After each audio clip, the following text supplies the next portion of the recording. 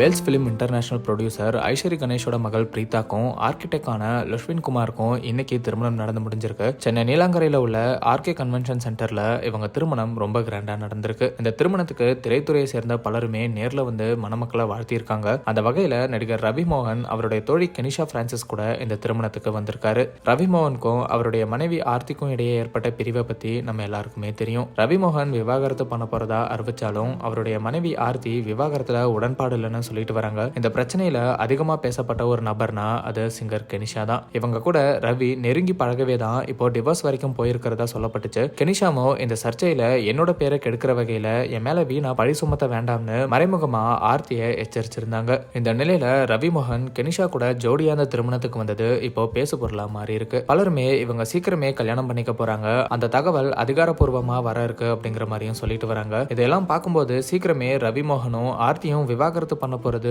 உறுதி அப்படிங்கிற மாதிரியும் இப்ப பலருமே கருத்துக்களை தெரிவிச்சிட்டு வராங்க. இது ஒரு பக்கம் இருக்க, ஐஸ்வரி கணேஷோட மகள் திருமணத்துக்கு தலைவர் ரஜினிகாந்த், கமல்ஹாசன், மணிரத்னம் ஃபேமிலி, பிரியா ஆனந்த், ஜீவா மற்றும் நடிகர் பிரபுவோட ஃபேமிலின்னு இப்படி பலருமே வந்திருக்காங்க. நேத்து நடந்த இந்த மேரேஜ் ரிசப்ஷனுக்கு நடிகர் சூர்யா வந்து இந்த புதுமண தம்பதியா வாழ்த்தி இருந்தாரு அப்படிங்கிறதும் குறிப்பிடத்தக்கது.